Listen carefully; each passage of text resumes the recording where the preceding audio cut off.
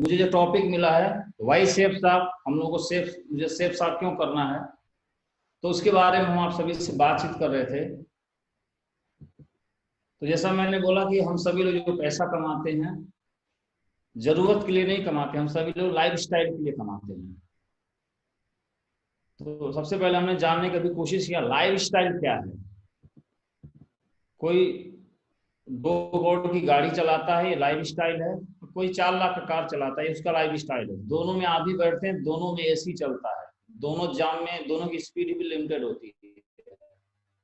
बहुत ज्यादा वैसा नहीं 2 करोड़ वाली भीड़ में बहुत तेज से चलाएगा, लेकिन बस लाइफ स्टाइल की बात है।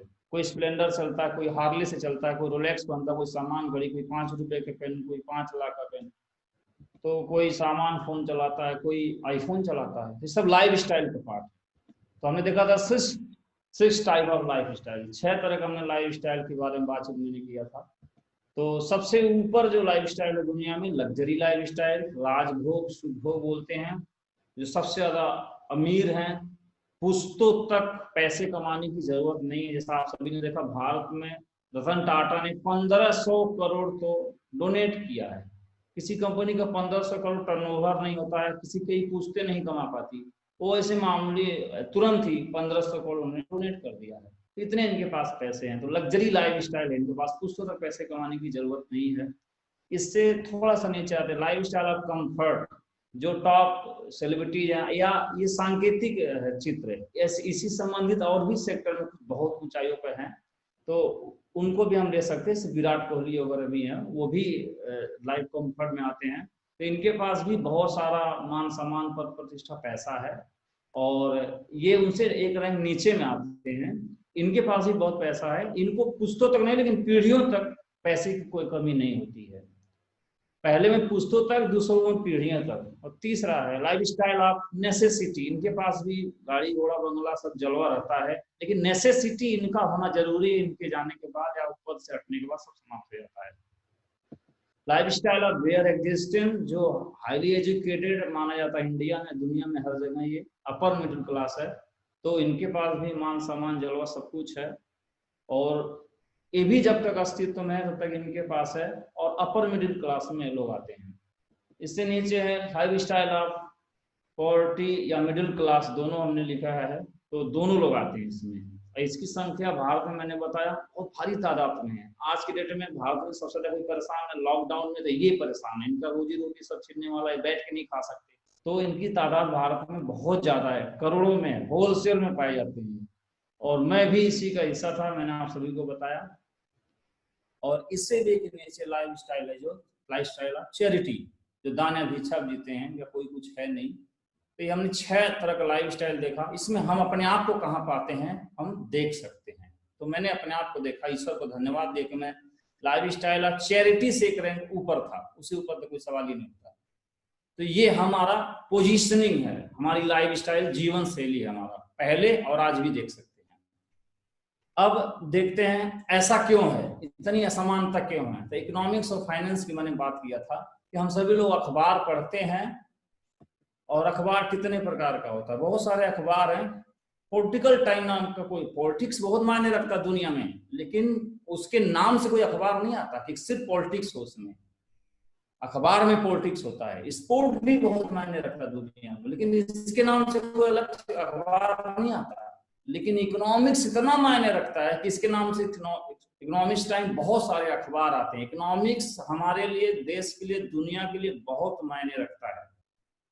किसी देश की चर्चा होती है तो इकोनॉमिक्स पे ही चर्चा होती है। हम जापान की बात करते हैं, जापान कल्चर की बात नहीं करते, हम इकोनॉमिक्स की बात करते हैं। लोग भारत में अगर देखते हैं दूर से, तो भारत को क्या देखते हैं, कितना विकास किया, कहां तक पहुंचा, जीडीपी ग्रोथ क्या है। जैसा आज के डेट में भारत का अर्थव्यवस्था क्या है, जीडीपी 2% पे आ गई है।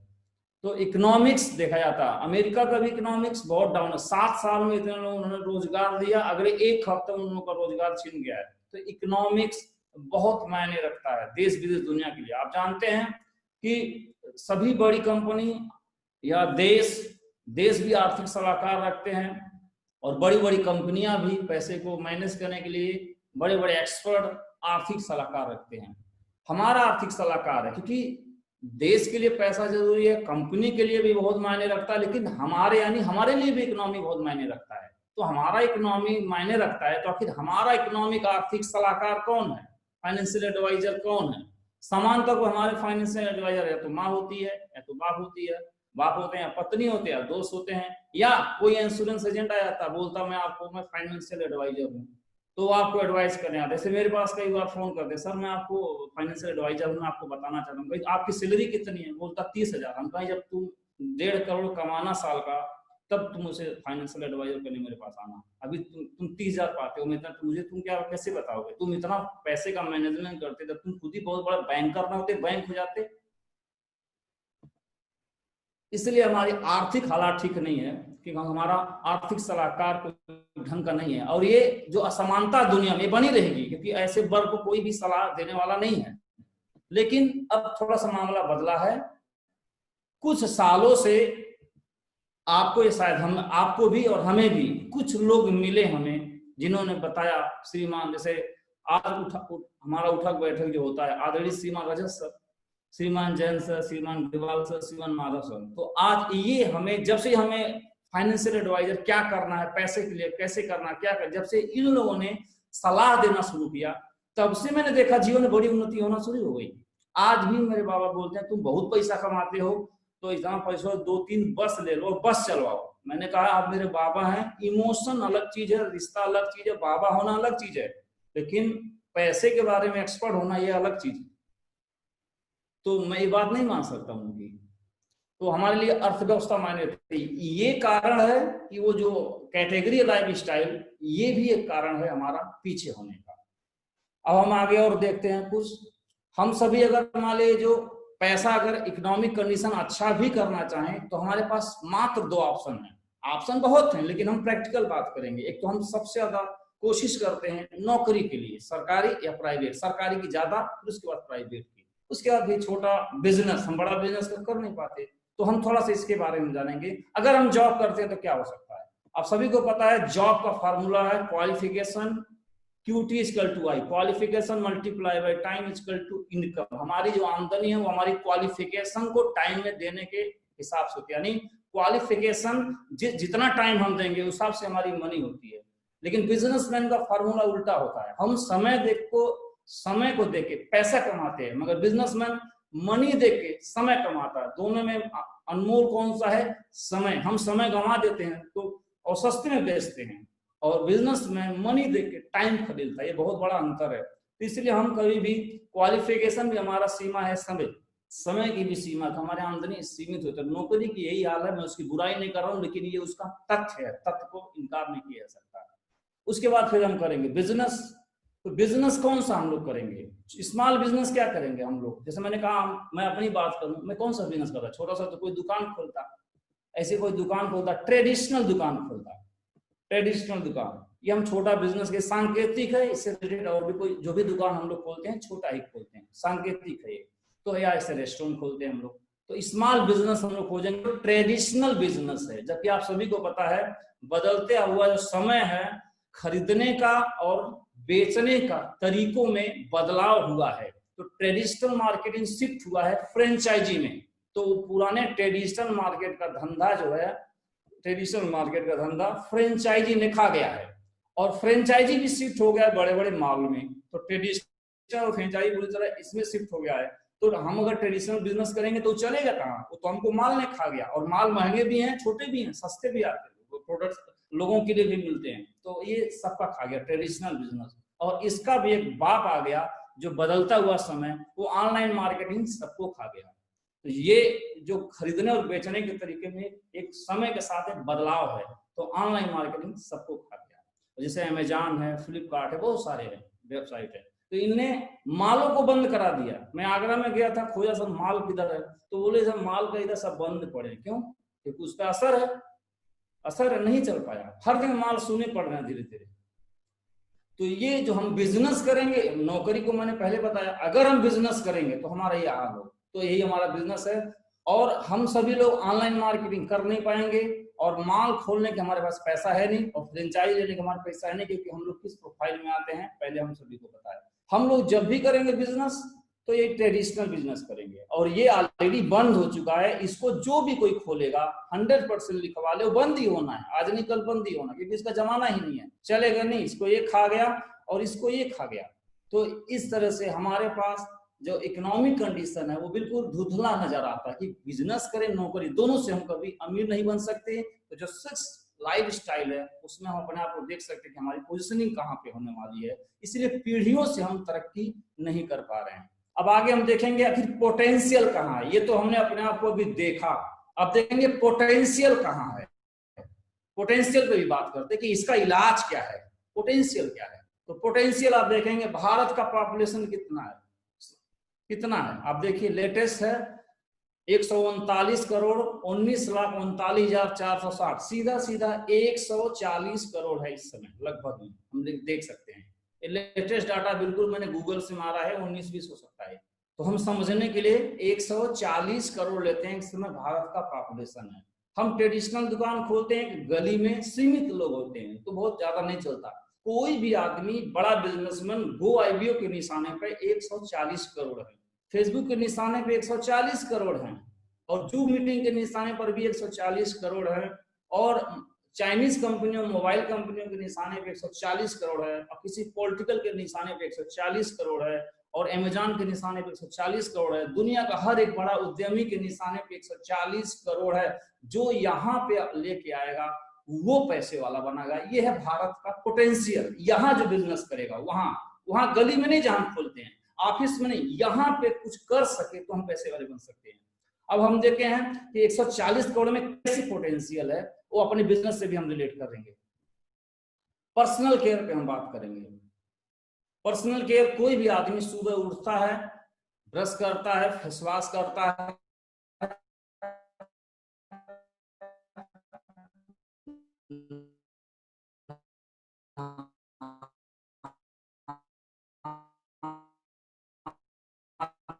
ये तो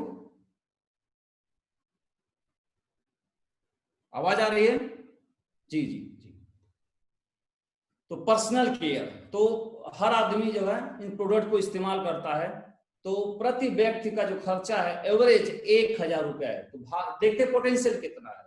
तो भारत में 140 करोड़ है और एक घर का खर्चा 1,000 रुपया है। और 1,000 किस बात का खर्चा है? नहाने धोने में, और इसी में हम जोड़ लेते हैं होम केयर भी, तो दोनों मिला के 2,000 हो जाता है। 2,000 महीने खर्चा पूरा डिटर्जेंट लेके, पूरा पर्सनल केयर होम केयर लेके।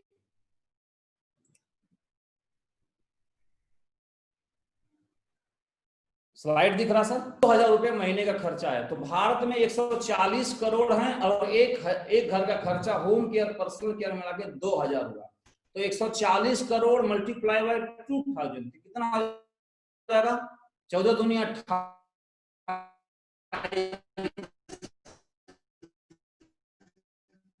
अगर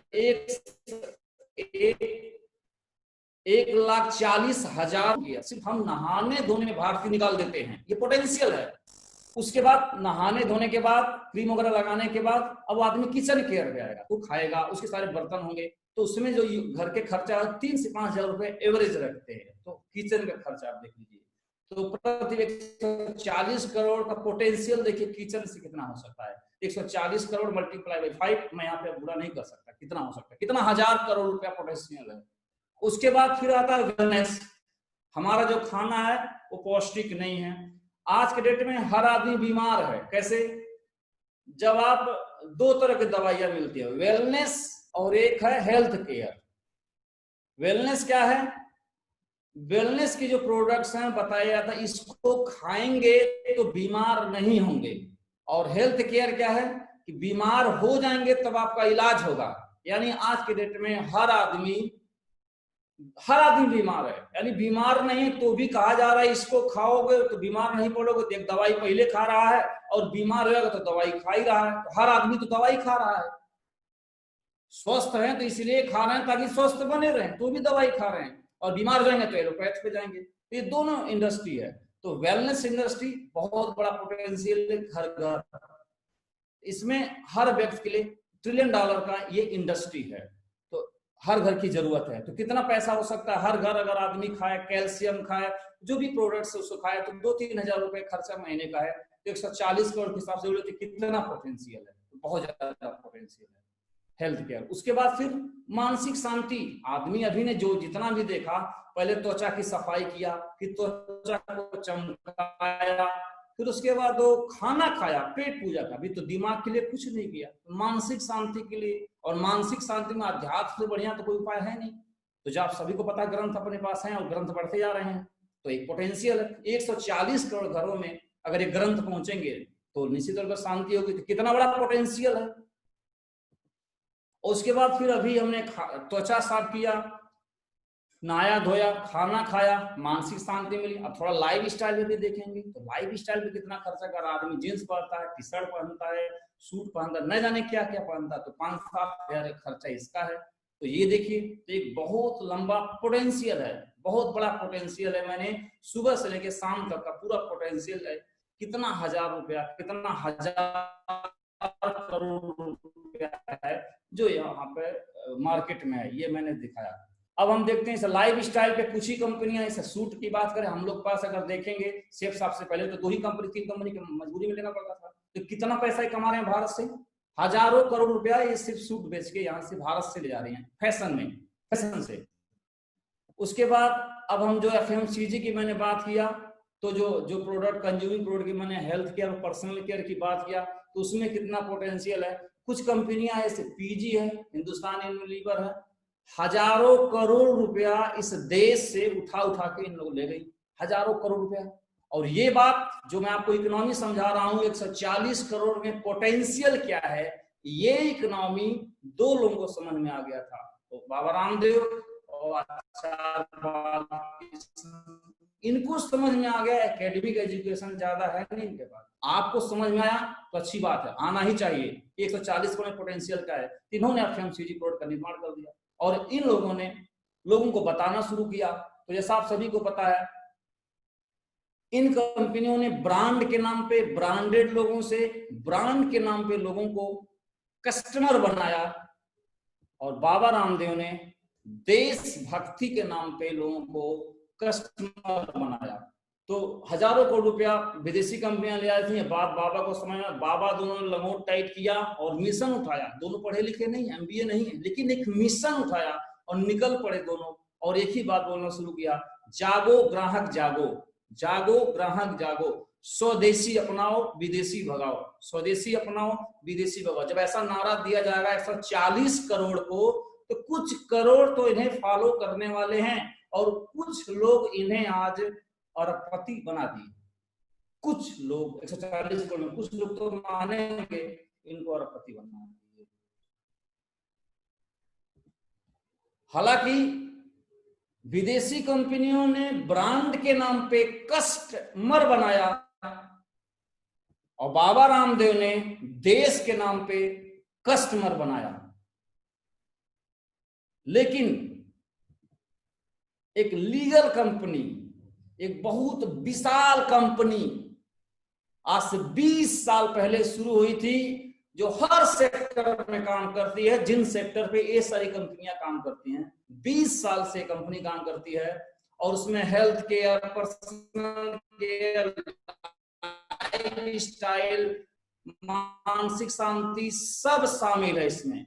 इकलौती एक ऐसी कंपनी आई जो सभी कंपनियों ने कहा ब्रांड अपनाओ, सभी कंपनियों ने कस्टमर बनाया ब्रांड के नाम पे, कोई देश के नाम पे। लेकिन अपनी शेफ साहब के, अपने महान डायरेक्टर ने, दुनिया की महान कंपनी ने आह्वान किया, किसी को कस्टमर नहीं बनाया।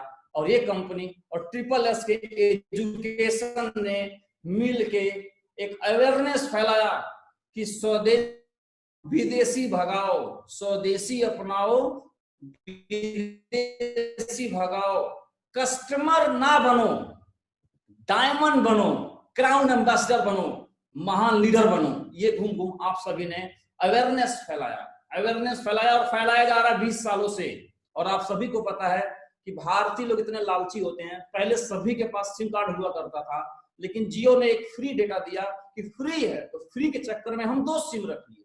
तो एक जीवी डेटा के चक्कर में अगर हम सिम रख सकते हैं या सिम कार्ड रिमूव कर सकते हैं, तो जहां से क्राउन डायमंड या करोड़पति बनने का मौका मिले, वहां पे लोग अपने प्रोडक्ट को भी रिप्लेस कर सकते हैं और सेफ का प्रोडक्ट अपना सकते हैं। अगर आपके मन में भ्रम है कि लोग पहले से इस्तेमाल करते हैं, एक जीबी डेटा के लिए लोग नेटवर्क बदल सकते हैं, सिम बदल सकते हैं, तो जहां जैगुआर आएगा वहां प्रोडक्ट्स को भी लोग रिमूव कर सकते हैं।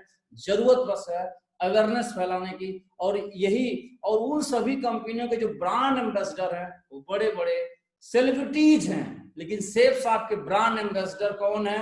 या हम जैसे लोगों को, बिल्कुल लटूरे मजदूर बेहाल लोगों को बोलते हैं बेटा आओ ब्रांड एम्बेसडर बनना चाहोगे, और ऐसे हम लोगों को बुला के और ब्रांड एम्बेसडर बना के, और हमको देखिए मैं वहां पे बैठा हुआ हूँ, हम जैसे लोगों को चुनती है, और जिसके पास विजन है और थोड़ी भी सद्बुद्धि है वो इस मिशन में शामिल होता है और घूम घूम नारा देना शुरू करता है, स्वदेशी अपनाओ विदेशी भगाओ और कस्टमर ना बनो डायमंड और क्राउन बनो, यही मेरा प्लान है।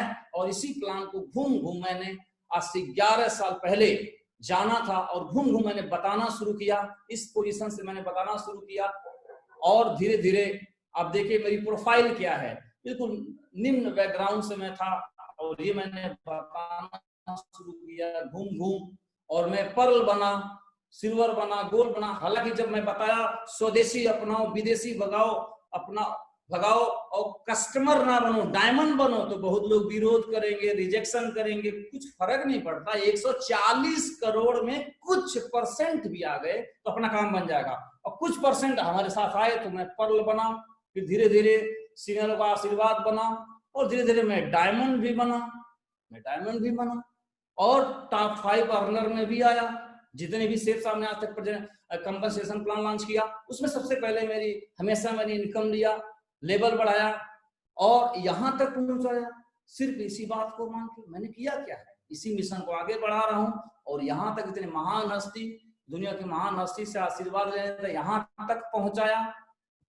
और इनकम की बात करें, अभी जो पिछला प्लान लॉन्च हुआ उसकी इनकम आप देख सकते हैं कि मैंने क्या किया है, स्वदेशी अपनाओ विदेशी भगाओ, कस्टमर ना बनो रूबी और डायमंड बनूं, ये घूम घूम बताया, और सिर्फ बताने का नतीजा है नया प्लान जो अभी एक पे आउट चल रहा था, ये मेरा पे आउट रहा है। और फिर मैंने मेरी हालात क्या थी आप सभी ने देखा, इसी से हमने एक ब्रांडेड बाइक लिया, फिर हम आज फॉर्च्यूनर चलाते हैं। और आप सभी कुछ लोगों को पता भी होगा कि अगर लॉकडाउन नहीं आया होता तो ये गाड़ी अब तक रॉयल डीमर्स टीम में आ गई होती है, और ये सेफ साहब की सबसे महंगी गाड़ी है रेंज रोवर, जो अभी तक किसी पास नहीं है। ये श्रीमान रजत सर से परमिशन लिया गया था, तब तक लॉकडाउन आ गया, नहीं तब तक आ चुकी होती। तो देखिए ये सेफ साहब ने कहां से कहां बदल दिया। गम मेरे साथ साथ बहुत दूर तक चले गए, बहुत दूर तक चले गए, मुझमें थका न पाए, बेचारे खुद थक गए और इस पोजीशन तक लाके पहुंचा दिया। देख सकते हैं बहुत बड़ा अंतर पैदा हुआ है, और आज दुनिया की सबसे बेहतरीन टीम मिली है,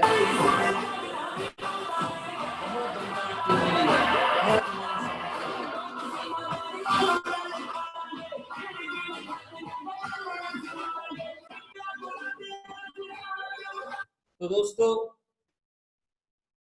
कस्टमर बनाने वालों को सम्मान कभी नहीं मिल सकता, लेकिन आप अगर लोगों को रूबी बनाएंगे, डायमंड बनाएंगे, उनके ड्रीम पूरा करेंगे, ये रास्ता बहुत नेक है, बहुत सच्चा है, बहुत महान है।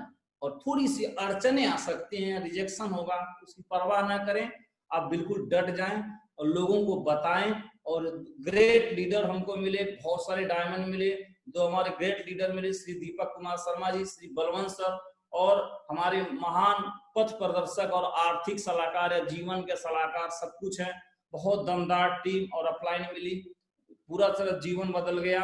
और इस बिजनेस में जब मैं ज्वाइन किया था उससे कुछ दिन पहले ही जब मैं भर्ती हुआ था, मेरे पिता एक्सपायर हो गए थे, तो मेरे पास कोई गार्जियन नहीं था, और तो मैं एक गार्जियन नहीं, आप कल हालांकि इसके ऊपर ट्रेनिंग हुई है, मेंटरशिप के ऊपर ट्रेनिंग हुई है, तो मेरे मेंटर्स बैठे हुए हैं, उनके बगल में मुझे बैठने का सौभाग्य प्राप्त हुआ, और गार्जियन का उन्होंने मेरे जीवन में रोल अदा किया, मेरे आर्थिक सलाह बने, जीवन के सलाहकार बने, और शेख साहब और आपके बदौलत मेरा जीवन पूर्णतः बदल रहा है।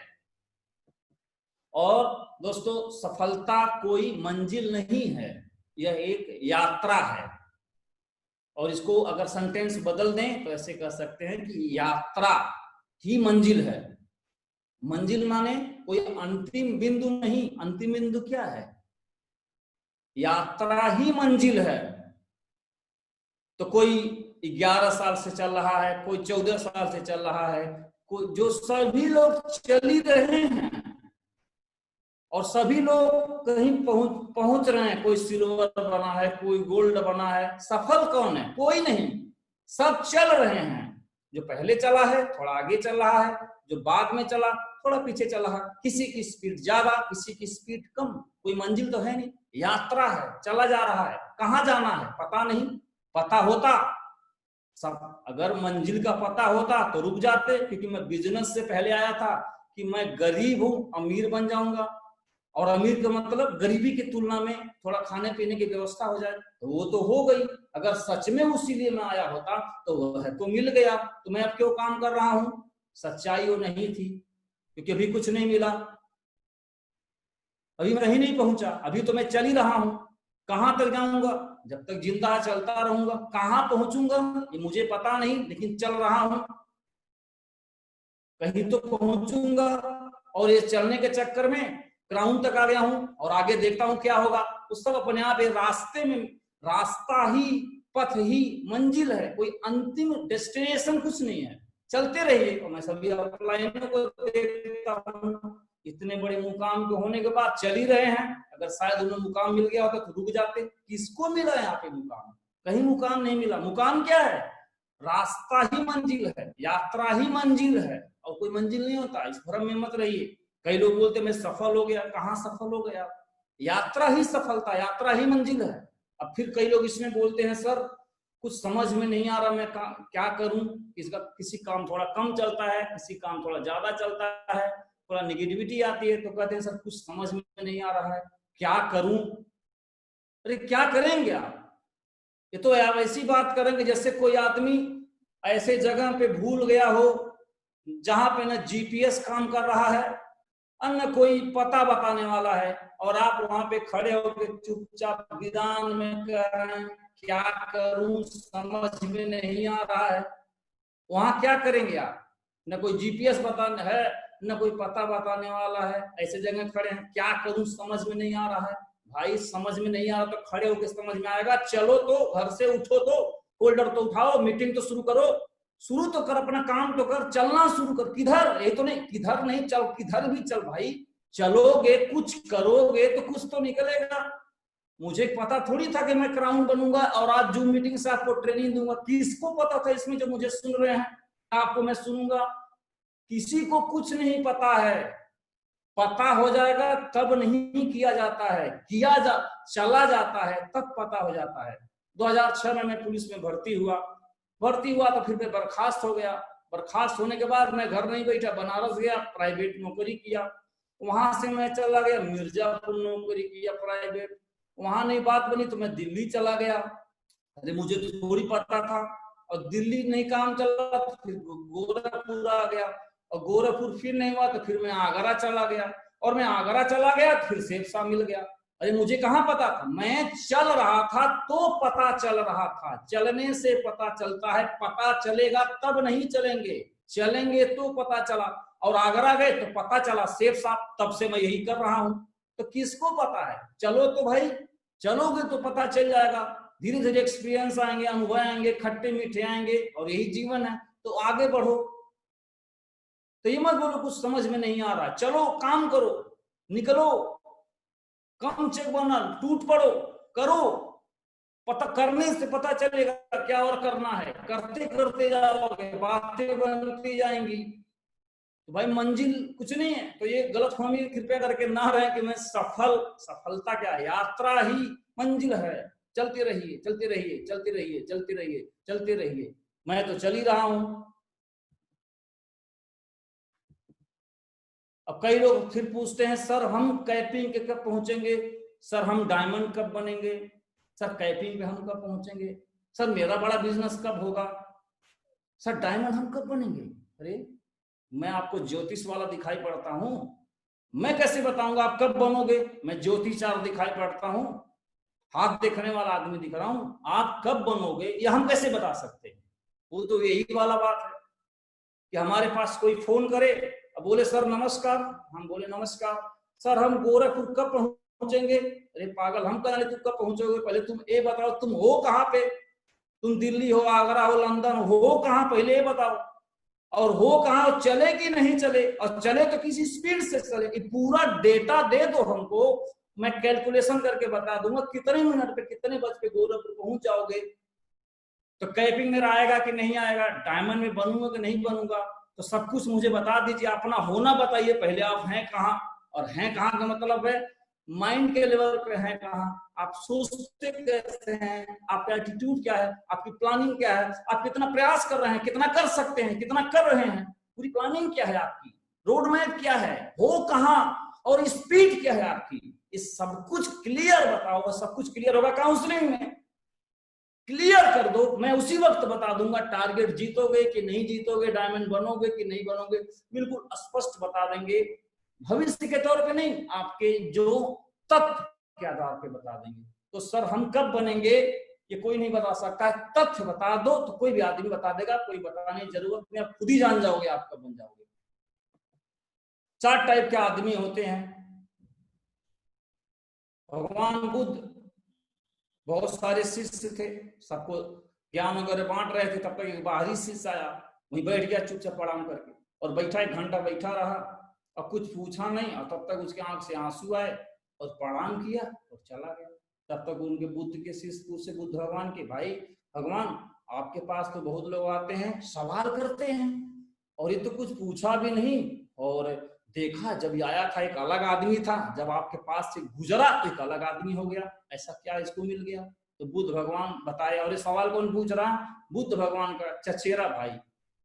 तो बुद्ध भगवान उसको बता रहे हैं कि भाई तुम तो घुड़सवारी किए हो, तो तुम जानते हो घोड़े भी 4 प्रकार के होते हैं। एक घोड़ा ऐसा है कि जब चाबुक से पीटोगे धुआंधार, जितना पीटोगे तो थोड़ा सा चलेगा, और नहीं पीटोगे तो नहीं चलेगा। दूसरा घोड़ा है पीट दोगे तो चलेगा कुछ देर, और तीसरा घोड़ा है कि चाबुक की आवाज सुन जाए तो भाग लेता है, और चौथे घोड़े भी होते हैं जो चाबुक की परछाई देखे जाए ना तो सीधे लक्ष्य पे दिखते हैं।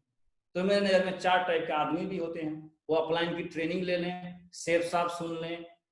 तो कई लोग चौथे टाइप के जो लोग हैं वो कैसे हैं, सुन लिए एक बार ट्रेनिंग, एक बार सेफ साहब को समझ लिया, एक बार अपलाइन को सुन लिया, मैंने आज से 11 साल पहले सुन लिया तो सुन लिया, जान लिया तो जान लिया, तब से भाग रहा हूं, परछाई वाला आदमी हूं, और परछाई वाले का जमाना आज के डेट में, बार बार उठो उठो उठो, कोयला की तरह कौन जगाएगा। और अगर मान ली सौभाग्य से ऐसा अपलाइन मिल गया तो हो सकता जगाता रहे, मान ली अपलाइन नहीं मिला तो गए, तो चौथा घोड़े बनने की जरूरत है। कई लोग बोलते हैं सर कुछ करने का मन नहीं कर रहा है। अरे कुछ करने का मन नहीं कर रहा है, कुछ करने का मन नहीं कर रहा है तो आलस कौन कर रहा है, कुछ करने का मन नहीं कर रहा उसको बोलते हैं आलस करना। तो फिर आलस कौन कर रहा है, भाई कुछ करने का मन नहीं कर रहा ऐसा मत कहो, आखिर आलस तो कर रहा है ना मन, ऐसा क्यों बोल रहे कुछ नहीं कर रहा है, कुछ नहीं कर रहा है तो कर ही रहा ना, तो आलस कर रहा ना। तो ध्यान से समझे इसको, जो आदमी बोलता है करने का मन नहीं लगता, दिल नहीं करता, जोश नहीं आता सर मेरे अंदर, विकास सर कितना आज मैं फाड़ता ना क्यों नहीं हूं, तो उस आदमी के लिए मैं बता रहा हूं, आप समझो प्रकृति ने हर व्यक्ति के लिए कुछ गुण दिए हैं, तो आप देखो किस गुण में आते हो। जो मन धन के लिए भागे, धन माने धन दौलत पद प्रतिष्ठा सफलता पढ़ाई लिखाई ज्यादा नंबर खेल कूद नंबर 1 होना बल होना, जो इसके लिए भागे सो रजोगुणी में वो आता है। और जो मन सत्य के लिए भागे, जो सत्य के लिए भागे सो सतोगुणी आता है। और जो मन बिस्तर तोड़े आलस तोड़े कुछ मन नहीं कर रहा कहीं जाता नहीं है वो तमोगुणी। तो आप देखो किस कैटेगरी में हो, निश्चित तौर पर रजोगुणी तो कोई नहीं होगा जिसका मन नहीं लगता, सतोगुणी तो बिल्कुल नहीं, क्योंकि बुद्ध और कबीर तो तुम हो नहीं, तो भाई तू तमोगुणी हो। और तमोगुणी बिल्कुल नीचे स्तर का आदमी है, और तमोगुणी आदमी किसी काम का नहीं होता है, बिल्कुल आलस तुमको पकड़ा हुआ है, आलस पकड़ा हुआ है।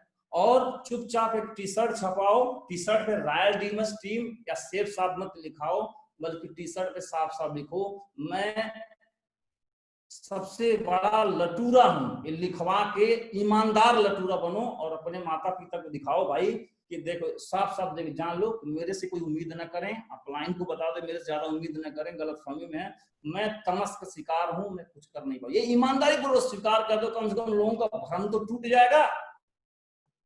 बहुत प्रचलित शब्द अध्यात्म में, त्याग करो, त्याग कर दो, सब कुछ त्याग कर दो। अरे क्या त्याग कर दो? त्याग शब्द बहुत प्रचलित अध्यात्म में। तो कोई भिखारी से कहे कि धन छोड़ो, तो भिखारी बिल्कुल हक्का बक्का रह जाएगा, अरे ये तो फटाक अच्छा है, वही छोड़ दे, है क्या हमारे पास? कुछ है नहीं छोड़ने के लिए। तो अध्यात्म में जो प्रचलित शब्द त्याग, क्या त्याग भाई? अगर तमस है, आलस है, तो आलस को त्यागो, गरीबी है तो गरीबी को त्यागो, रिलेशन ठीक नहीं है, अपना कैरेक्टर ठीक है तो उसको त्यागो, त्यागो, जो भी जहां फंसे हैं, उलझे हैं, उसको त्यागना, यही परम लक्ष्य है हमारा, यही परम लक्ष्य है। जैसे मेरे घर में गरीबी था तो मेरा लक्ष्य क्या है? गरीबी हटाना, यही मेरा लक्ष्य है, इसी को त्यागना है। काम नहीं कर पाता इसी को मैं त्यागूंगा। तो त्याग माने ये है, इसको त्याग दीजिए, जो आपको रोके बाधा बने उसको त्यागिए, आगे बढ़िए, यही है प्रचलित शब्द, यही है। और मुझे पता है सभी के अंदर पावर है, जो आदमी जिंदगी से लड़ नहीं पाता वो भागने की शक्ति पा लेता है। कैसे भागता? भागने के लिए तो शक्ति चाहिए, इसका मतलब शक्ति तो है, तो पावर तो है। तो जितने भी लोग सुन रहे हैं या कोई भी इंसान जो समाज में घूम रहा है, सबके अंदर पावर, सबके अंदर है, लेकिन संकल्प की थोड़ी कमी रहती है। चाहे वो कैपिंग लेने की हो, चाहे टारगेट लेने की हो, चाहे मिशन बनाने की हो, चाहे डायमंड बनने की हो, चाहे इंप्रूवमेंट करने की हो, कुछ भी करने की ताकत सबके अंदर है, संकल्प की कमी होती है। और संकल्प पे ऑलरेडी एक बहुत जबरदस्त ऑडियो सर का आ चुका है, फिर से आज सुने हम। संकल्प पे जबरदस्त ऑडियो है। तो संकल्प आप जब तक नहीं लेंगे तब तक ताकत नहीं आएगा। और संकल्प लीजिए, क्या चाहते हैं, क्या आप पाना चाहते हैं लाइफ में, ड्रीम बनाइए, क्या पाना चाहते हैं, भूखा बनिए, भूखिए, तड़फिए, कुछ तो तड़फ होनी चाहिए। आप देखिए भूख है इनकी, एक भूख होनी चाहिए, एक संकल्प लीजिए, तड़फिए, आलसता आइए, पहले मैं टूटा फिर रिकॉर्ड टूटा, ये ऐसे रिकॉर्ड नहीं बनते। तो संकल्प लीजिए अपने क्षेत्र में, आपको सिर्फ सामने संकल्प लेना, सारे रिकॉर्ड ब्रेक करने हैं, तोड़ने हैं, लग जाना है, टूटे है ना टूटे, सही कदम में तो कदम तो बढ़ाएं। ये देखिए इतने सारे मेडल, इतने सारे मेडल, इस तरह से तैयारी करना होता है। आप बताइए, ये लोग ओलंपिक में इतने सारे मेडल जीतते हैं और हमारा आपका दुर्भाग्य कि हम एक टारगेट नहीं जीत पाते। अगर हमें कोई कहे कि तुम्हें टोक्यो को ओलंपिक जीतना है तो कई जन्म लग जाएंगे। कितना सस्ता टारगेट है, अब कई लोग जीतते हैं इसमें, इनको बहुत बहुत मुबारकबाद, बहुत दिल से बधाई और आपको प्रणाम करता हूं। लेकिन कई लोग ये टारगेट नहीं जीत पाते। बताइए, मुझे हैरानी होती है क्यों नहीं जीत पाते, टारगेट नहीं जीत पाते। तो लगिए, हमारे बिजनेस में दो पार्ट है, कंपनी और नेटवर्किंग। कंपनी माने मैनेजमेंट, प्रोडक्ट या मैन्युफैक्चरिंग को प्रोवाइडिंग कंपनी, एडमिनिस्ट्रेशन जो भी लीगल फॉर्मेलिटी है वो कंपनी काम है, प्रोडक्ट या मैन्युफैक्चरिंग करना या फिर सर्विस या प्रोडक्ट को प्रोवाइड कराना दूसरा काम है, और तीसरा काम है पे आउट देना। तीन काम ही होता है किसी कंपनी का, दुनिया कोई भी कंपनी हो, इन तीन के अलावा कई लोग बोलते सर ये कंपनी बहुत बढ़िया है, तो मुझसे पूछूंगा तुम्हारी कंपनी प्रोडक्ट देती है, बोलेगा हाँ। तुम्हारी कंपनी में चेक देती है पैसे नहीं, बोलेगा हाँ। तुम्हारी कंपनी और क्या करती है, लीगल फॉर्मेलिटी पूरा करती है, बोली हाँ। बोला और क्या करती है, बोला कुछ नहीं करती। इसके अलावा करती क्या है, कोई भी कंपनी क्या करती है। तो दो पार्ट है, एक कंपनी, एक नेटवर्किंग। हम लोग किस में आते हैं, नेटवर्किंग में आते हैं। तो कई लोग कंपनी में घुसे रहते हैं बार बार, कंपनी कंपनी, तुम्हारा पार्ट नहीं है, ये पार्ट ऑलरेडी डायरेक्टर सर का है और वो बखूबी निभा रहे हैं, नए नए इंप्रूवमेंट, नए नए बदलाव कर रहे हैं। हमारा क्या पार्ट है, नेटवर्किंग। हमारा पार्ट है नेटवर्किंग, हमें नेटवर्क में किंग बनना है। जैसे कंपनी का पार्ट हमारा नेटवर्किंग, तो कंपनी अपना काम करे। जहां से आपकी आईडी है वहां के सीईओ, वहां के डायरेक्टर आप हैं, और जहां पे 5 से अधिक लोग काम करते हैं उसको कंपनी बोलते हैं। कंपनी माने एक समूह, कंपनी माने एक दीवार नहीं, बहुत सुंदर, एक ऑफिस नहीं, कंपनी माने लोग। तो जहां से हमारी आईडी है उसके डायरेक्टर आप हैं। सेफ्स आपके डायरेक्टर ऑलरेडी रजत सर हैं, 5 डायरेक्टर हैं, और हमारे कंपनी के डायरेक्टर जहां से मेरी आईडी है उसके डायरेक्टर आप और हम हैं। अब उस कंपनी में कल्चर कैसा होगा, कैसे लोग रहेंगे, उस कंपनी का सीईओ डायरेक्टर लीडर जैसा होगा, वैसे उसकी छवि बनने वाली। टाटा बहुत बड़ी कंपनी, एथिकल कंपनी है। क्यों? क्योंकि रतन टाटा साहब की छाया टाटा में दिखाई देती है, स्टीव जॉब्स साहब की छाया एप्पल में दिखाई देती है। उसी तरह से हमारे नेटवर्क में रॉयल डिमोस्टीम भी एक कंपनी है, और उस कंपनी की आइडिया ऑलरेडी श्रीमान माधव सर वहां शुरू होता है, और उस कंपनी के सीईओ श्रीमान माधव सर हैं, और उनकी छाया स्पष्ट तौर पे रॉयल डिमोस्टीम में देखी जा सकती है। तो वैसे हमारी जहां से आइडिया वो एक कंपनी है, उसके नेटवर्किंग, उसकी किंग बनना है, अपनी टीम के प्रॉब्लम सॉल्विंग वाला लीडर बनना है। मैं प्रॉब्लम पे बात करने वाला लीडर हूँ, मैं प्रॉब्लम सॉल्विंग वाला लीडर हूँ। मेरा रिलेशन कैसा है, मैं काम कैसा करता हूँ, मैं अपनी टीम को दूरदृष्टि दिखाता हूँ कि नहीं, उनको मैं एजुकेट करता हूँ कि नहीं, कैसे, क्या कल्चर, क्या माहौल, क्या वैल्यू आप देना चाहेंगे, वहां से आपकी टीम बनेगी। और अपना टीम बनाने पे ध्यान दें, इस पे ध्यान न दें कि कोलगेट और सेफ साहब का पेस्ट कहाँ बनता है, कौन सा सामान लगता है। जैसे आप देखिए ये है बुक माई शो, नेटवर्किंग है, फिल्म बनाना अमिताभ बच्चन ने काम है और डायरेक्टर का काम है। तो बुक माई शो ये नहीं बोलता कि तुम अब अक्षय कुमार को क्यों नहीं लिए, इमरान हाशमी क्यों नहीं लिया। अरे उससे क्या लेना है, जो भी फिल्म आएगा, भाग मिल्खा भाग आएगा तो हम बेचेंगे, 3 इडियट्स आएगा तो हमारा काम है बेचने में, प्लेटफॉर्म है, मैं लोगों को ट्रैफिक दूंगा, मेरा काम है प्लेटफॉर्म देना। तो बुक माई शो कोई भी फिल्म लाओ बेच देता है, बिग बाजार कोई सामान डालो बेच देता है, कोई भी सामान लाओ को बेच देगा। तो हमें बनना है बिग बाजार, एक ग्रेट संगठन, बड़ा संगठन बनाना है, एक बड़ा ट्रैफिक क्रिएट करना है। सेफ साहब में कोई बदलाव आएगा, कोई प्रोडक्ट आएगा धुआंधार बिक जाएगा। आप देखिए श्रीमान नरसिंहवाल साहब इतना जबरदस्त अपना नेटवर्क बनाया है, कोई प्लान है 7 लाख वाला का तो 7 लाख लेंगे, 24 लाख वाला, जो कोई लाख वाला ले आए, कोई प्रोडक्ट लाएंगे। तो ध्यान किस पे देना है, कंपनी नहीं, अपनी आईडी, अपने नेटवर्किंग की किंग बनना है, सेलिब्रिटीज बनना है, डायरेक्टर बनना, जो सो बनना है। तो बिग बाजार का एक बहुत बड़ा अंपायर खड़ा करना है। नहीं तो कोलगेट गांव के एक छोटे से दुकान में बिकता है, अब कोलगेट बिग बाजार में बिकता है। बिग बाजार उसी कोलगेट से करोड़ों कमाता है, और एक छोटा सा दुकान चंद रुपया कमाता है। इस सेफ साहब से कुछ लोग करोड़ों कमाते हैं, बिग बाजार बनाए हुए हैं, और कुछ लोग मुश्किल से खर्चा चला रहे हैं। तो हमें ध्यान देना किस पे, नेटवर्किंग पे ध्यान देना है, ना कि कंपनी का नेटवर्किंग, इसके किंग बनना है, इसके डायरेक्टर आप ध्यान दीजिएगा। अब कई लोग इस ट्रेनिंग के किस स्तर से ले रहे हैं वो देख लें। तो ये माइंड से आईडी है, वहां पे अपलाइन अगर हमारा मदद करे तो छुप के प्रणाम कर लें, क्योंकि कंपनी हमारी है, अगर इतना कुछ सलाह दे रहा है फ्री में तो नमस्कार करें, धन्यवाद अदा करें। और जो आपकी टीम काम कर रही है, बिना तनख्वाह के काम कर रही है, तो वो जैसे भी है उनको अप्रिशिएट करें, उनको भी धन्यवाद दें। तो अपनी टीम को एक बिजनेस माइंड सेटअप होना चाहिए कि मैं बिजनेस खड़ा कर रहा हूँ, टाइम भी लग सकता है, उतार चढ़ाव भी हो सकता है, पेशेंस भी लग सकता है, पैसा भी लग सकता है, शक्ति भी लग सकती है, कुछ सब कुछ लग सकता है। एक बड़ा संगठन, एक बड़ा एंटरप्रेन्योर बनना है आपको, ये माइंड सेट होना चाहिए एंटरप्रेन्योर का। कंप्लेनिंग एटीट्यूड, वो मेरी नहीं सुनता है, वो हमारी बात नहीं मानता, वो ऐसे कर लिया, फलाना ऐसे, क्या बात कर रहा है, ये माइंड सेटअप है। ये कहीं से दिखाई देता है डायरेक्टर का माइंड सेटअप आपका, कहीं दिखाई देता है ग्रेट लीडर का। जब ऐसा बोलो इधर उधर तो आप सोच लेना क्या श्रीमान माधव सर ऐसे बोलते होंगे, नहीं। तो माइंड सेटअप एक होना चाहिए अपने मेंटर जैसा और एक डायरेक्टर जैसा। एक माइंड सेटअप जब तक नहीं होगा तब तक हमारा बिजनेस बड़ा नहीं होगा, कि कुछ जहां से आपकी आईडी है उसके ऑनर आप हैं। और माइंड सेटअप होगा, माहौल से पढ़ाई लिखाई करेंगे, बुक्स रीड करेंगे।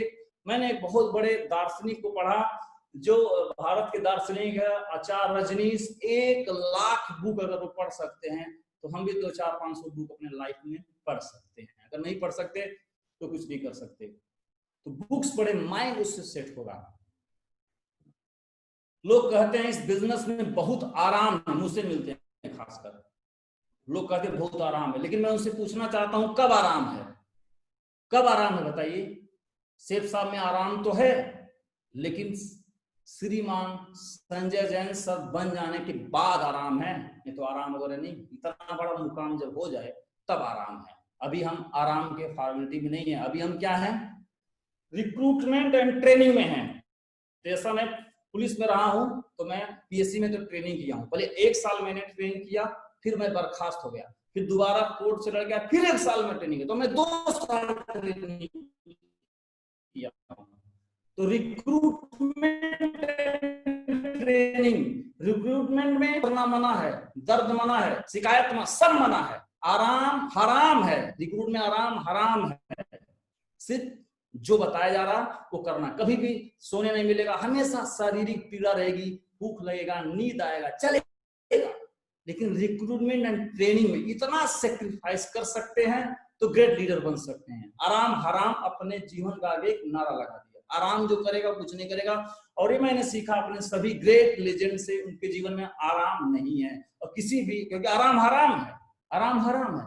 तो हम सभी लोग रिक्रूटमेंट एंड ट्रेनिंग में सफल नहीं है, प्रैक्टिस कर रहे हैं, अभी एक्सीलेंट नहीं बने हैं। अभी तो हमें बताना, हमें कोई एडिफाई करना कि ये हैं परशुराम जी, तब हमें लोग जानते हैं, या मंच पे हम जाते हैं तो अपनी टेस्टिमनी देना पड़ता। अरे भाई अभी तो हम बड़े हुए नहीं, अगर अमिताभ जी को खुद ही बताना पड़े मैं अमिताभ हूं तो अमिताभ बड़े हुए नहीं, हम लोगों को तो अभी खुद ही बताना पड़ता अपने बारे में, मैं फला हूं, या दूसरा मेरे बारे में मंच पे बताता है, तो हम अभी कुछ नहीं है, अभी रिक्रूटमेंट एंड ट्रेनिंग में है। अभी आराम करने का मौका नहीं है, अभी जम के काम करने का मौका है।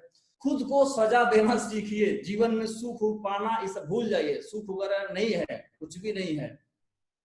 खुद को सजा देना सीखिए, जो अपने आप को सजा नहीं दे सकता है, जैसा भी इतना ट्रेनिंग चल रहा होगा तो शरीर में थोड़ी सी आलस आ रही होगी, शरीर बोलेगा थोड़ा लेट के सुन लो, फोन ऑफ कर दो और वीडियो ऑफ कर दो, खुद सुनाई तो दे रहा है, खुद को सजा दो भाई, थोड़ा नींद आ रही है पानी पी लो, उठ के बैठ जाओ। इतना नहीं कर सकते, तुमसे क्रांति नहीं होने वाली है भाई, इतना नहीं कर सकते, तुम क्या क्रांति करोगे, कहे को हजारों करोड़ों लोग मेंटर कैसे बन सकते हो।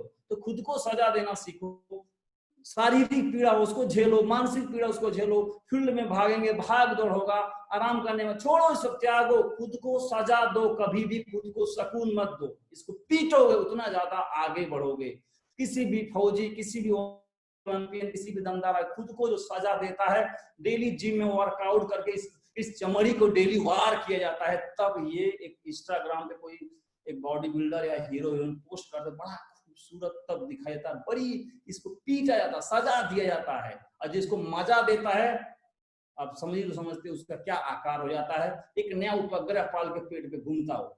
तो जीवन अपने आप को सजा दीजिए, बिजनेस में कर रहे हैं, फील्ड में घूमना है, ठंडी है, गर्मी है और पैसे नहीं है और थोड़ा सा दिक्कत आ रही, सजा देना सीखो, सब स्वीकार करो और कोई ना कोई लक्ष्य बनाओ। जिस दिन काम न हो उस दिन अपना, उस रात का खाना मत खाए, कुछ भी अपने आप को सजा दे सकते हैं। और द्वंद्व से भागे नहीं, मन में बहुत सारा विचार आता है कि बहुत सारा दुविधा बना रहता, द्वंद्व दुविधा, क्या करे क्या ना करे, तो द्वंद्व से भागे नहीं, जियो द्वंद्व में, तपो जलो, और तपोगे जलोगे तभी कचरा साफ होगा और लास्ट में क्या बचेगा, सोना बचेगा। तो दुविधा उधर भागो मत, जलो, सब जो हो रहा होने दो। क्योंकि दोस्त आपको 2 लोग सिखाते हैं जिंदगी में, या तो गुरु या फिर आपकी जिंदगी। गुरु खासियत क्या है, गुरु माफ बहुत करता है, 2 ही लोग जीवन में सिखाते हैं, या तो जिंदगी सिखाएगी या गुरु। गुरु माफ बहुत करता है और जिंदगी माफ नहीं करती है, बहुत गिरा गिरा के मारती है। और जिन लोगों ने गुरुओं को नहीं माना है, गुरु तो माफ कर देता है कि चल भाई मेरी बात नहीं मानी कोई बात नहीं, लेकिन जिन्होंने नहीं माना है, जिंदगी पीट रही है, उनका बिजनेस खराब हो जाएगा, इकोनॉमिक कंडीशन खराब, तो पीटेगी, जिंदगी कभी छोड़ती नहीं, जिंदगी माफ नहीं करती। तो किसी को चुन लो, या तो गुरु चुन लो तो जिंदगी चुन लो। कुछ कोर वैल्यू है करके मैं अपनी बात को समाप्त करूंगा। ये कोर वैल्यू उनका है, दुनिया के सबसे बड़े संगठन बनाने वाले ग्रेट लीडर जिनका नाम है बिल गेट्स साहब का है, तो उनका एक कोर स्टेप है, मैं आपको बताना चाहता हूँ। 3 भाग में डिवाइड है, कैसे अपनी टीम में क्रिएट वैल्यू या टर्नओवर किया जाए, पहला पॉइंट। दूसरा बिल्ड और कैसे माइंड सेट किया जाए, और तीसरा कैसे कैरेक्टर अपना बिल्ड किया जाए, व्यक्तित्व का विकास किया जाए, तीनों के हैं। तो हम पहले बार क्रिएट वैल्यू, बिजनेसमैन है तो वैल्यू करना सीखें, सेल करना सीखें, सेल लेना सीखें, ये हमारा प्रथम गुण है। सेल नहीं आया तो कुछ भी नहीं आया, तो क्रिएट वैल्यू, तो वैल्यू क्रिएट करें, सेल जनरेट करें। कैसे? ये पहला गुण है, क्रिएट वैल्यू। नंबर 1, इसके लिए क्या कर, 3 काम करने से हमेशा बिजनेस वैल्यू बढ़ता है। नंबर 1, 100% यूजर, जब हम यूज करेंगे तो उसके बाद जब यूज करेंगे तो हमको अच्छा लगेगा, बुरा लगेगा, तो हम उसको फिर शेयर करेंगे अपने अड़ोस पड़ोस को, उस प्रोडक्ट को बेचेंगे कि आप इसको यूज करिए, बहुत अच्छा है, तभी टर्नओवर बढ़ेगा। खाली ज्वाइन से टर्नओवर नहीं बढ़ेगा, क्योंकि अभी हम एफएमसीजी में आ गए हैं। तो यूज प्रोडक्ट्स, 100% यूजर बनना है, और शेयर करो जो प्रोडक्ट, उसको शेयर करना, नहीं कुछ न कुछ 1000-2000 का सामान बेचना अपने आईडी से। और तीसरा, बिजनेस का जादू है जो दिन भर करना हमको, so the plan, so the plan, so the plan. ये 3 काम के अलावा कुछ नहीं करना पड़ता है। जब मैं सो द प्लान करूं तो उससे पहले इन्विटेशन हुआ होगा, और हुआ उससे पहले क्या, लिस्ट बनाई, पूरी सीरीज हमारे 8 स्टेप ट्रेनिंग में बताया जाता है। ये 3 काम करने से बिजनेस वैल्यू बढ़ता है। तो पहला पार्ट हो गया क्रिएट वैल्यू। दूसरा पार्ट हम चर्चा करेंगे, बिल्ड योर माइंड सेट, अपना खोपड़ी ठीक रहे, खोपड़ी में चौपड़ी न घुसे, उसके 3 काम करना है। रीड द बुक, जो मैं आपको बता चुका हूँ, लिसन द डायमंड, और आज का सौभाग्य कि हर दिन एक डायमंड को सुनने का मौका मिला, और श्रीमान सर का जो है ऑडियो सुने। लिसन, जितना ज्यादा ऑडियो सुनेंगे, खोपड़ी में घुसा रहेगा, उतना ज्यादा मन ठीक रहेगा। माइंड कभी सेट नहीं होता है। माइंड माने पानी, गिलास में डालो गिलास से जाएगा, तवे पे डालोगे तो जल जाएगा, फ्रिज में डालोगे तो बर्फ बन जाएगा, पानी पे डालोगे तो फैल जाएगा, कपड़े पे डालोगे तो फैल जाएगा। पानी माने क्या, खुद का कोई अस्तित्व, कोई औकात नहीं है उसका, जहां डालोगे उसी का रूप धारण कर लेगा। तो मन को बुक्स पढ़ोगे तो बुक्स जैसा बन जाएगा, डायमंड को सुनेंगे तो डायमंड जैसे बन जाएंगे, फंक्शन में अटेंड करेंगे तो फंक्शन जो माहौल वैसा बन जाएगा। तो मन को एक माहौल देना है अपनी टीम में, खुद को जो माहौल दे पाएगा उसका दिमाग ठीक रहेगा, और जब दिमाग ठीक रहेगा तभी तो क्रिएट वैल्यू होगा, तभी तो टारगेट जीतेंगे, तभी तो ठीक रहेंगे। तो ये build your mind set 3 point है। और अगला 3 पॉइंट करके मैं अपनी बात को खत्म करूंगा। हेल्प इन करेक्टर, जब आप करेंगे बिजनेस वैल्यू, ये 3 पॉइंट करने से बिजनेस बढ़ेगा, टीम बढ़ेगी, ग्रुप साइज बढ़ेगा, इससे आपका दिमाग बुद्धि बढ़ेगा। लेकिन टीम तो बन गई है और दिमाग बुद्धि भी आपका बढ़ गया है, लेकिन टीम रुकेगी तब जब आपके अंदर होगा अकाउंटेबिलिटी। रुकेगी आपके कैरेक्टर से, आपके व्यक्तित्व से, आपके प्रभाव से, आपके एटीट्यूड से। ये जो चीज है टीम को रोकती है। बनाना अलग है, रोकने के लिए हेल्पिंग कैरेक्टर पे काम करना होता है। अकाउंटेबिलिटी, लेन देन ठीक हो, झूठ ना बोले, ईमानदार रहें, क्योंकि ये जहां जिसके टीम में आएगा तब बन तो गई है टीम, टूट जाएगी, बन जाएंगे, घर बैठ जाएंगे, छोड़ के भाग जाएंगे। तो अकाउंटेबिलिटी पे बहुत सारा पार्ट है, पैसे का लेन देन, किसी को टाइम दिया मीटिंग में आना है तो आना है, किसी प्रकार का जो वादा किया है उसके प्रति अकाउंटेबल रहें। तो ये पार्ट हमारा कैरेक्टर बनाता है। अपनी टीम में एक अच्छी छवि, एक इन्फ्लुएंसर बनना है, एक ग्रेट प्रभाव डालना है। बहुत जैसे श्रीमान माधव सर का नाम लेते लोग कूदने लगते, क्यों? एक ग्रेट प्रभाव, क्योंकि अकाउंटेबिलिटी बहुत जबरदस्त है। टीच एबिलिटी, तो एक सीखने के भी भाव है। अगर ये सीखेंगे नहीं, गुणवत्ता नहीं लाएंगे, सीखेंगे नहीं तो आप बोल नहीं पाएंगे, तो कोई आपसे प्रभावित नहीं होगा। तो आपकी टीम तो बन गई है 10,000 की, लेकिन वो आपसे प्रभावित है क्योंकि आपको कुछ आता नहीं है। इसलिए टीच एबिलिटी, सीखने की भूख रहे, जहां मिले वहीं सीखते रहिए, सीखते रहिए, सीखते रहिए, सीखते रहिए। तो एक एबिलिटी विकसित करना है। और तीसरा कम्युनिकेशन, अपने जो नेटवर्क है या अपलाइन डाउनलाइन कम्युनिकेशन रहेगा, तो कम्युनिकेशन बना के रखना है। बातचीत करने का तौर तरीका अच्छा होना चाहिए। कई लोग उल्टा पुल्टा बोलते हैं, डांट फटकार मारते हैं, गाली, तो अच्छा होना चाहिए। आपके कम्युनिकेशन, उम्मीद होना चाहिए, जोश होना चाहिए, विजन चाहिए। और कोई भी हमारे टीम में जुड़े, कम्युनिकेशन में बातचीत होना बहुत जरूरी है। बातचीत मतलब सिर्फ फोन से नहीं, कनेक्टिविटी का मतलब कम्युनिकेशन में। ये 3 काम करने से कैरेक्टर बना हुआ, तो लोग आपके साथ बने रहेंगे। और ये करेंगे तो आपका माइंड सेट रहेगा, और ये करेंगे तो आपका बिजनेस बढ़ेगा। 3 काम करना है। और ये हमारा अंतिम स्लाइड है, लास्ट करके मैं विदा लेता हूँ, शायद टाइम ज्यादा मैंने ले लिया। जीवन और भविष्य के बारे में बताता हूँ। हम आप सभी का, जैसे हम जीवन कहते हैं, मैंने उसको डिवाइड किया हुआ है। हम सभी का पूरा जीवन जो है हम सभी लोग 25 साल तक सोने में हम लोग निकाल देते हैं, और 15 साल तक बचपन में हम लोग निकाल चुके हैं, और 10 साल पहले ही बुढ़ापा के निकाल कर रख दीजिए, जब बिस्तर पर लेट जाएंगे तो कुछ काम नहीं करेगा, सारा स्पेयर पार्ट फेल है। और 10 साल क्रियाकलाप हो। क्रियाकलाप माने आना जाना, ट्रैफिक, नहाना धोना, फालतू के काम, रात व्हाट्सएप, ये बहुत सारे टाइम क्रियाकलाप, फालतू काम, कोई नॉन प्रोडक्टिव टाइम, तो 10 साल इसमें निकाल दीजिए। तो टोटल आप जोड़ेंगे तो 25 साल सोने में, कोई जीवन, जब सो रहे थे कौन सा जीवन, सोने को जीवन थोड़ी कहेंगे। 15 साल बीत गया बचपना में, कोई समझ नहीं दी तो भी जीवन नहीं है। कोई बुढ़ापा में जो चारपाई पे लेटा उसको जीवन कहोगे आप? कुछ नहीं है। क्रियाकलाप, नहा रहे हैं, धो रहे हैं, गाना गा रहे हैं, घूम रहे हैं फालतू इधर, ये 10 साल ही निकाल दो, ये सब जीवन नहीं है।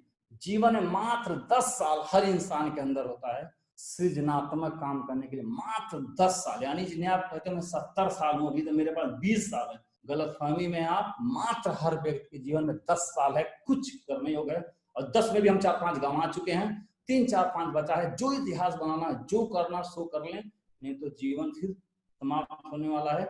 अब मैं अपनी बात में विराम दूंगा, मैंने शायद टाइम ज्यादा ले लिया। आप सभी को बहुत बहुत धन्यवाद, और कुछ वाणी में इधर उधर हो गया हो तो कृपया करके उसको ऐड करें। Thank you.